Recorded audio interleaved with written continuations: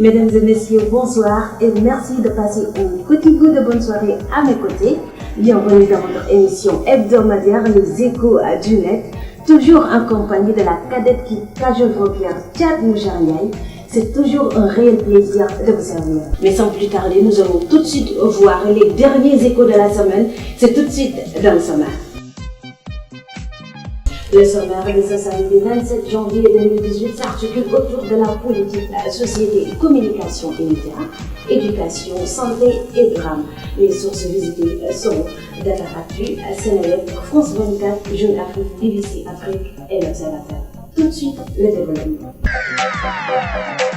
Alors si vous nous rejoignez toujours, vous êtes dans votre émission Les Échos du Net.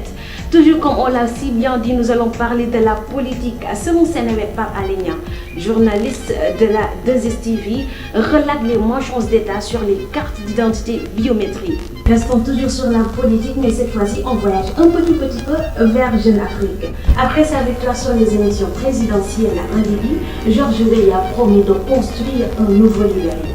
Changeons de cadre et parlons société. Au Sénégal, il y a 16 suspects inculpés et écroués après la tuerie en Casamance, signé Jeune Afrique.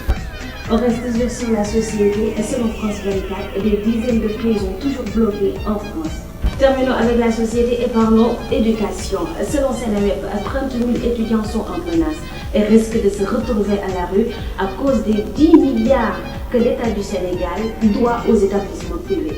Toujours sur l'éducation, BBC Afrique nous fait savoir qu'en Tanzanie, il n'y a pas de poursuite contre les écolières ensemble. Cette fois-ci, on va parler de la communication et médias. Une journaliste de la BBC Afrique démissionne pour dénoncer les inégalités salariales. Toujours sur la communication et médias, mais cette fois-ci, on change de cadre. Selon Dakaractu, les débats qui agitent le plus les Sénégalais sont franc-maçonnerie, homosexualité, secte et terrorisme. Allons voir comment va la santé, en tout cas pour le cas de la fille, il y a un danger notoire qui nous vient de la chirurgie. BBC Afrique relate les dangers accrus dont subissent les patients africains. Terminons avec la santé et passons directement à la pédophilie, abus sexuels. De retour à l'Amérique latine, le pape François cherche à éteindre la polémique. Terminons avec les drames, mais je vous dis ce n'est pas agréable à l'oreille. En Libye, il y a un double attentat qui a fait au moins 34 victimes à Benghazi. On reste toujours sur Seneweb et il y a 2 morts dans un accident de pirogue à Cameroun. Et cette fois-ci, c'est un Sénégalais qui a été tué par balle au Mali, signé Seneweb.